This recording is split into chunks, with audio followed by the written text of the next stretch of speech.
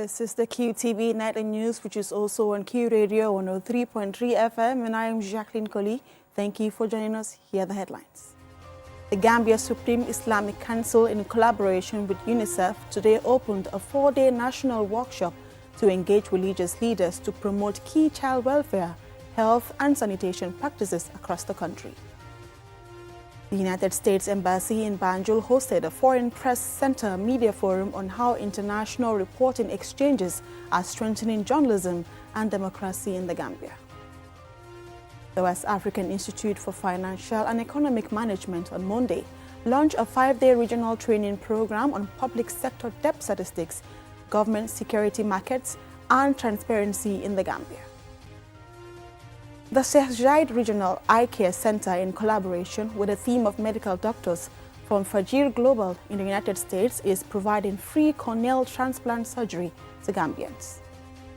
In international news, Guinea has become the first member of the Economic Community of West African States, ECOWAS, to officially withdraw from the bloc's planned single currency, the ECO, expected to be launched in July 2027. Those were the headlines. Now the news in detail.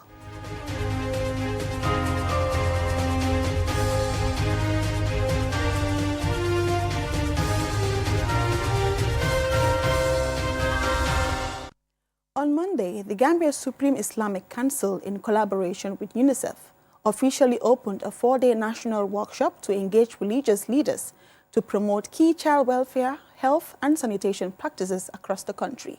Mama Buka has the rest of that story. The initiative brought together Islamic scholars, local religious leaders and technical experts to develop culturally tailored and religiously grounded messages designed for dissemination through community platforms including mosques, churches, madrasas and faith-based media nationwide.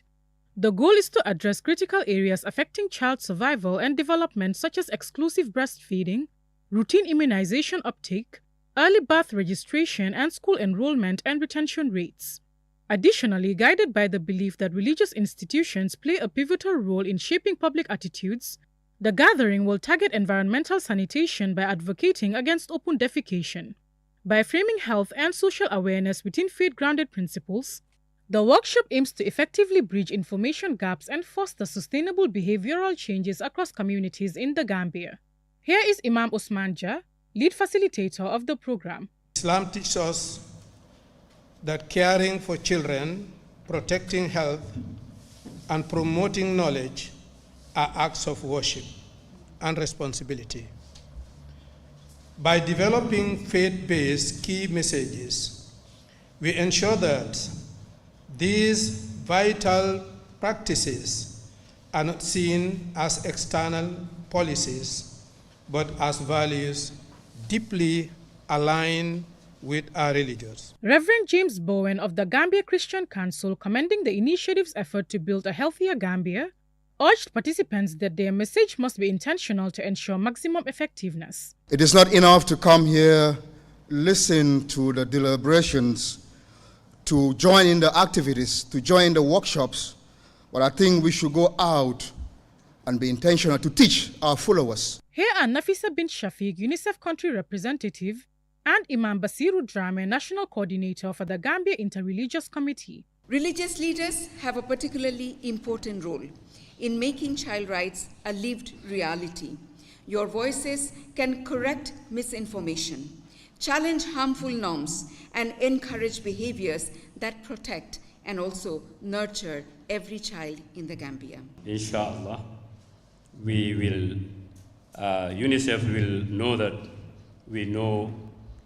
we have the reach and we have the strength, and we have the spiritual strength also to persuade and change behavior. Sheikh Esa Fode Dabo, president of the Gambia Supreme Islamic Council, referred to the initiative as a shared conviction to ensure that the well-being and protection of children are not merely development priorities but moral and religious responsibilities. Let us use our pulpits and community platforms to correct misconceptions, encourage responsible parenting, and promote practices that save lives and strengthen families. As the 4-day session progresses, partners remain confident that uniting faith communities under a shared vision will drive lasting progress for Gambian children and families. Mamna Buka reporting for QTV News. The United States Embassy in Banjul has hosted a Foreign Press Center Media Forum, bringing together journalists, government officials, civil society representatives and diplomats to reflect on how international reporting exchanges are strengthening journalism and democratic values in the Gambia.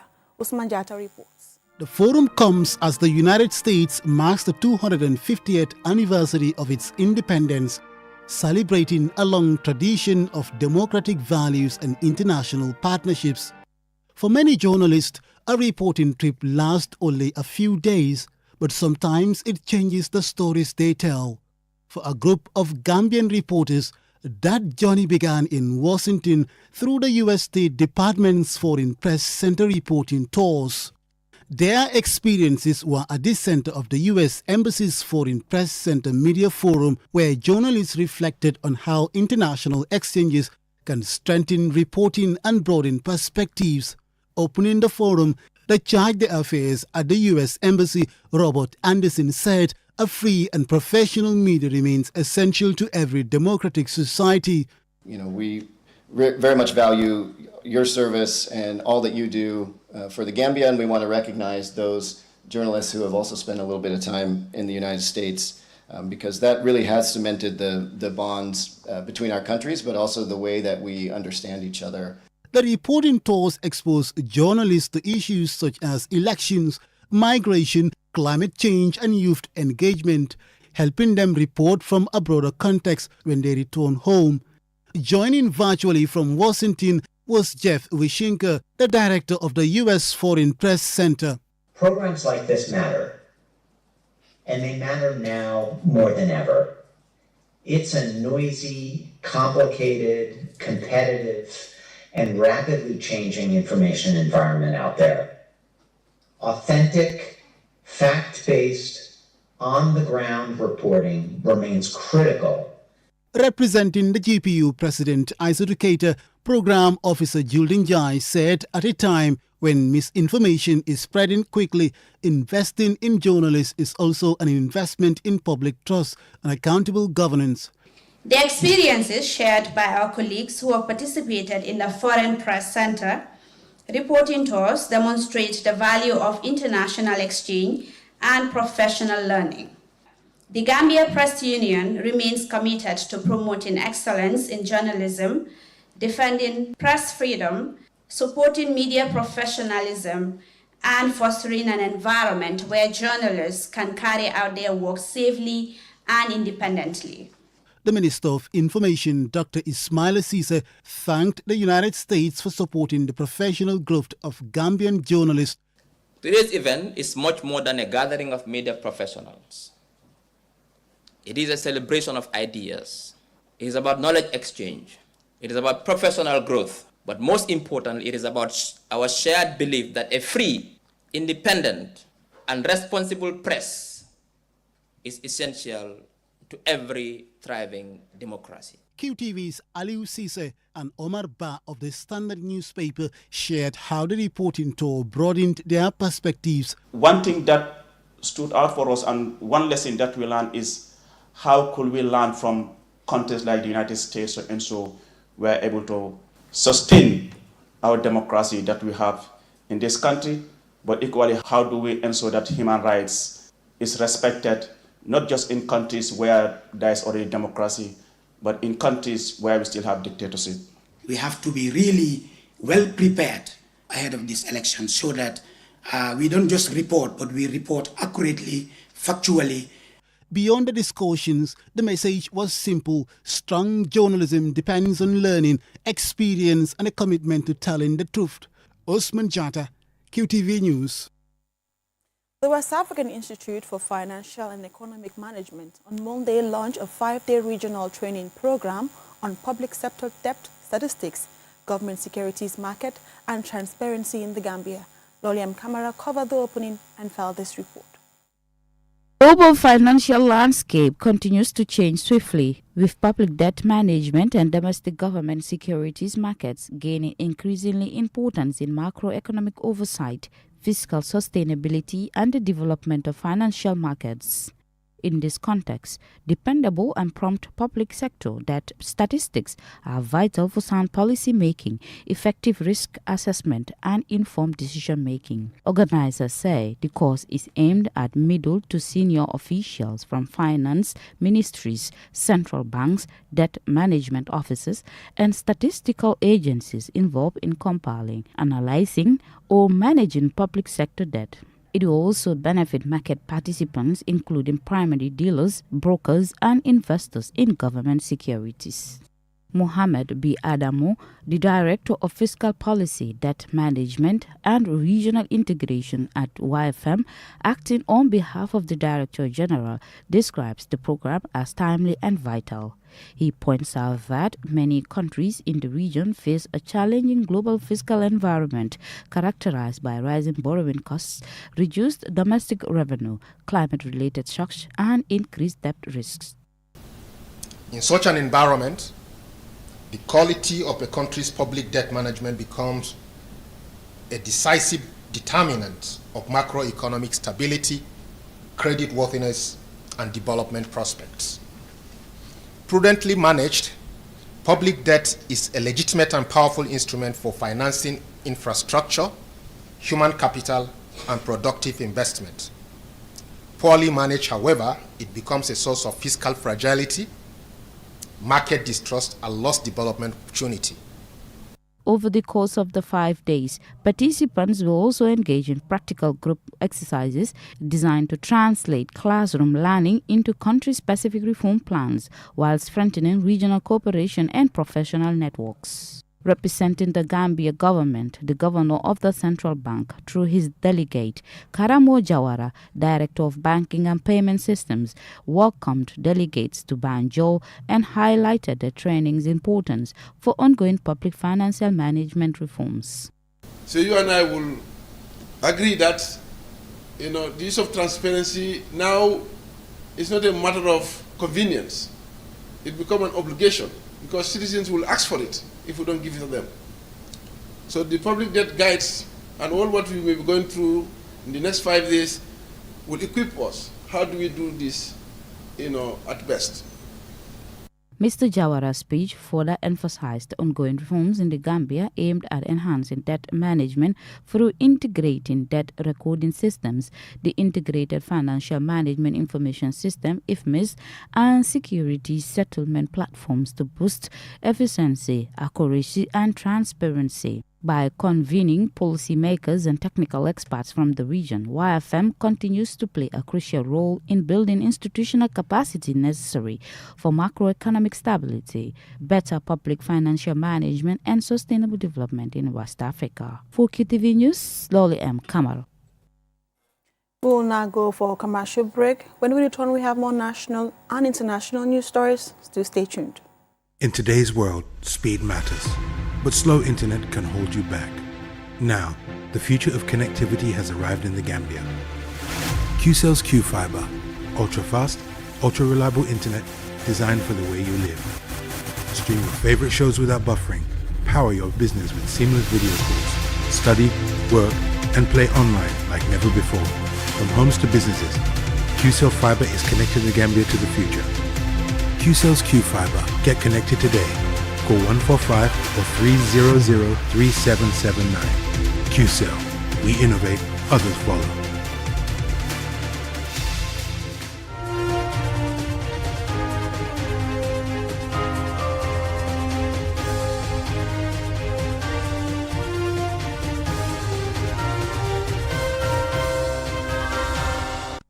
Welcome back. This is QTV News and I am Jacqueline Colley. Here are the rest of tonight's stories. The Ministry of Health, through the Sheikh Zayed Regional Eye Care Center in collaboration with a team of medical doctors from Fajir Global in the United States, is providing free corneal transplant surgery to Gambians. Yafatu Gail tells us more. At the Sheikh Zayed Regional Eye Care Center, specialized eye treatment is giving patients suffering from severe corneal blindness a chance to see again. 22 patients are expected to benefit from the initiative. A corneal transplant is a surgical procedure in which a damaged or diseased cornea is replaced with a healthy donated corneal tissue to restore a patient's vision. So far, 12 successful transplants have been conducted, with patients recovering and preparing to return home. Dr. Hussam Banna, the medical team lead in the Gambia, tells us more about the procedure and its success rate. So in this mission, we're doing something called corneal transplants. Those are procedures done for the patients that having like opaque corneas, or the wall of the eye has been injured, or like had some diseases that they cause the cornea to be opaque and not letting the light inside the eye. So what we do is we get corneas from donors. Donors mean like people who have died, but they have healthy corneas, so we're lucky to have their corneas donated, and that's what we're doing here in this mission, that we're replacing this diseased part and putting in and giving the patients the chance to see again. Lamin Dabo and Kafu Sonko, who recently underwent the corneal transplant procedure, shares their experiences and reactions following the surgery. I had 3 surgeries before this one, but I still did not see any improvement. And I am very happy and grateful that this surgery was successful. And I can see now. I am very grateful. I could not see clearly, and it was a very big challenge for me. But now I have clear vision and I received the treatment for free. I am overwhelmed with happiness. I want to say a very big thank you to the government and the medical team. Charna Omar Jata also underwent the corneal transplant. I am very happy that now I can see after a very long time. I have been going through so much pain for years. This has truly been a life-changing experience for me. For Gambians living with serious eye conditions, access to specialized treatment can be a challenge, with some patients having to travel abroad to receive care. Dr. Wilson Cisse, the Chief Executive Officer at the Sheikh Zayed Regional Eye Care Center, explains what this initiative means for Gambians and the future of specialized eye care in the country. We're really grateful to have something like this because it's really a life-changing experience they're going to have. The Fetch Global Medical Team will remain in the Gambia until Friday, with hopes of returning in the future to provide more Gambians with access to free corneal transplant surgery and other specialized eye treatments, giving patients suffering from poor vision a new chance to see clearly and live with greater independence. Reporting for QTV News, this is Yafatu Gay. Up next is international news.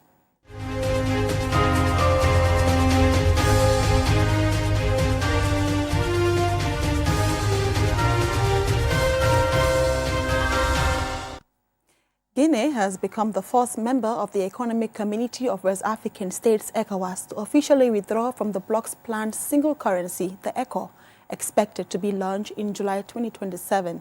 The decision underscores growing concerns over economic sovereignty, trade priorities, and the challenges facing one of the West Africa's most ambitious regional integration projects.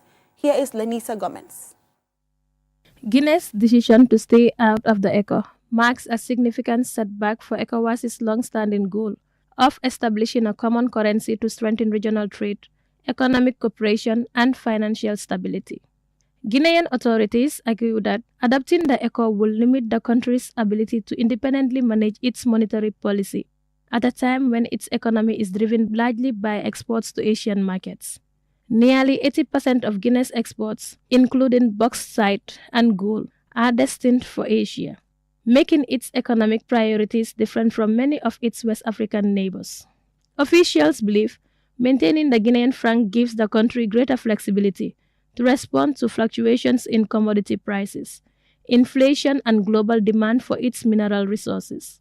They argue that surrendering control of exchange rates and monetary policy could reduce the government's ability to cushion the economy during periods of uncertainty. The ECO has been under discussion for over 2 decades, but has faced repeated delays due to disagreements over economic convergence, including inflation, debt, and fiscal discipline. Concerns over the continued use of the CFA franc in some ECOWAS countries have also slowed progress. A single currency could lower exchange costs and boost cross-border trade in West Africa. However, economists say countries with different economies may struggle without control over their own interests and exchange rates during economic shocks. Guinea's withdrawal raises fresh doubts about the future of the ECO.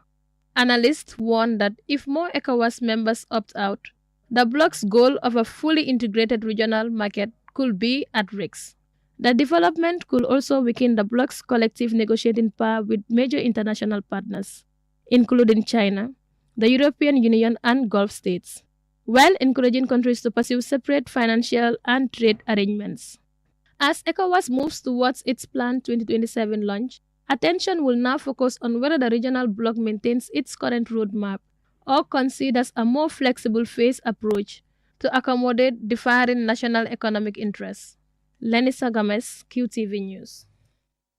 Also in international news, the Gambia is among 30 African countries affected by a new United States immigration policy that permanently introduces visa security bonds for certain business and tourist travelers in a move Washington says is aimed at reducing visa overstays. More in this report by Asatu Kamara. The policy, which came into effect today, 3rd August 2026, allows U.S. consular officers to require applicants for B1 business and B2 tourist visas from the selected countries to pay a refundable security deposit ranging from $10,000 to $20,000 before a visa is issued. The bond will be refunded if the visitor leaves the United States before the authorized stay expires and complies with all visa conditions. The program follows a one-year pilot launched in 2025 after U.S. authorities identified high visa overstay rates among travelers from selected countries. Officials say the pilot proved effective in improving compliance with immigration rules, leading to its permanent adoption. The U.S. State Department stressed that the bond requirement will not apply automatically to every applicant. Instead, consular officers will assess each case individually, considering travel history, previous immigration compliance, visa overstay rates, and other risk factors before deciding whether a bond is necessary. The policy currently applies only to temporary business and tourist visas and does not affect student, work, diplomatic, or permanent resident visas. Besides the Gambia, the African countries included in the program include Nigeria, Senegal, Guinea, Guinea-Bissau, Mauritania, Algeria, Ethiopia, Uganda, Zambia, and Zimbabwe, among others. While Washington argues the measure strengthens the integrity of its immigration system without preventing legitimate travel, immigration advocates say the high refundable deposits could discourage tourism, business travel, family visits, and investment, particularly for travelers from developing countries with limited financial resources. The U.S. government says the list of participating countries will be reviewed periodically based on future visa compliance data. Asatu Kamara, QTV News. And before we end, here's a recap of the headlines. The Gambia Supreme Islamic Council, in collaboration with UNICEF, today opened a 4-day national workshop to engage religious leaders to promote key child welfare, health and sanitation practices across the country. The United States Embassy in Banjul hosted a Foreign Press Center Media Forum on how international reporting exchanges are strengthening journalism and democracy in the Gambia. The West African Institute for Financial and Economic Management on Monday launched a 5-day regional training program on public sector debt statistics, government securities market, and transparency in the Gambia. The Sheikh Zayed Regional Eye Care Center, in collaboration with a team of medical doctors from Fajir Global in the United States, is providing free corneal transplant surgery to Gambians. In international news, Guinea has become the first member of the economic West African state. That's all for this bulletin. Join us again at 10 p.m. for another bulletin. Thanks for watching.